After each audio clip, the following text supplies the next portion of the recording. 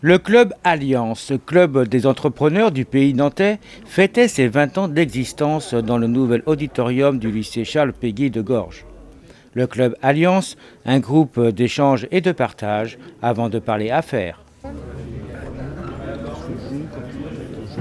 Donc le Club Alliance est un groupe d'entreprises qui donc, fête ses 20 ans dès ce soir et qui regroupe 79 adhérents représentant environ 4300 emplois et 600 millions d'euros de chiffre d'affaires cumulé.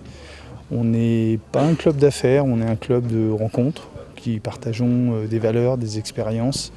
Ouvert sur l'extérieur, nous allons visiter beaucoup d'entreprises, nous allons visiter d'autres pays avec des rencontres de personnes de syndicats, de chefs d'entreprise. Le tout, c'est de partager des expériences et de rompre l'isolement du chef d'entreprise. Alors vous me parlez de valeurs, quelles sont-elles ?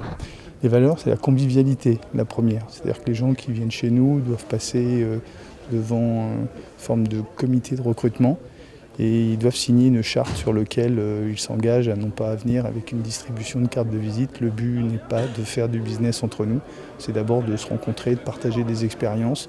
Si après accointance il y a, ça peut arriver, je ne vous le cache pas, mais ce n'est pas la valeur première du club. Donc différent du BNI. À l'opposé du BMI, c'est l'antithèse du BMI. Vous vous rassemblez régulièrement, c'est ça, hein ? Oui. Et qu'est-ce que vous faites pendant ces réunions ? Alors plusieurs thématiques, on visite donc des entreprises parfois extérieures au club, hein, ce n'est pas systématiquement un cercle fermé, on va visiter sur des secteurs d'activité qui présentent des intérêts divers et variés, ça peut être de l'entrepreneur, ça peut être le Vendée Globe, ça peut être de l'artistique, on a visité il y a un an les quartiers de l'île de Nantes avec un historien, donc vous voyez c'est très ouvert et c'est très éclectique, le but étant de développer une culture générale.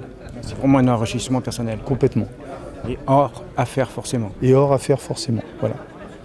Et vous acceptez qui dans votre association ? Alors toute personne donc, doit être chef d'entreprise. L'adhésion est personnalisée, donc ce n'est pas la société qui adhère, c'est l'individu. Donc on revient toujours à ces valeurs de la personne et non pas d'un système ou d'une corporation. Il faut avoir au minimum une dizaine d'employés pour qu'on puisse partager des choses en commun. Si vous êtes sur un auto-entrepreneur d'une personne, c'est évident que là les échanges sont plus limités et pas de banquiers ou de cabinets conseils ou de gens comme ça. Donc on essaye d'avoir toujours un profil qui est assez similaire, bien qu'on évolue tous dans des secteurs d'activité extrêmement variés. Alors justement, quels sont ces secteurs à peu près ? Vous avez le transport, vous avez du BTP, vous avez de la distribution, de l'agroalimentaire, de la menuiserie, de l'imprimerie, du conseil ou des notaires, mais sur des cabinets qui regroupent plus d'une dizaine de personnes, donc qui gèrent aussi des problématiques de chef d'entreprise. Alors pourquoi pas accepter le commerçant ou l'artisan qui a moins justement de 10 employés ? Parce que tout en respectant leur activité, ces gens-là, en étant sur des structures beaucoup plus petites, n'ont pas les mêmes problématiques, donc ne vont pas pouvoir apporter leur expérience sur des gens qui ont des structures beaucoup plus lourdes et vice-versa. Donc le but, c'est vraiment de pouvoir partager ces expériences et avec des profils comme celui-ci, il y a des clubs qui sont plus adaptés que le nôtre sur ce genre de structure. Alors vous avez souligné le côté humain, je dirais, de cette association. Est-ce indispensable ou est-ce que ce serait indispensable dans notre société pour arriver à prospérer ? Écoutez, je crois qu'aujourd'hui, on commence à reprendre un peu conscience de la valeur de l'homme, que le premier capital d'une entreprise, c'est ses ressources humaines. Donc à nous déjà de l'appliquer à nous-mêmes et en balayant devant notre porte. Et donc naturellement, c'est la valeur qu'on promeut avant le système ou le numérique ou je ne sais quelle autre tendance actuelle ou à venir. Donc il faudrait vraiment une véritable osmose entre le patron et le salarié. C'est indispensable et un certain nombre d'entreprises sont plus avancées que d'autres et ça permet de bénéficier de leur expérience pour la mise en place. Et on se rend compte que la recette, finalement, depuis des années, n'a pas changé. Si on garde l'homme au centre du système, généralement les choses se passent plutôt mieux.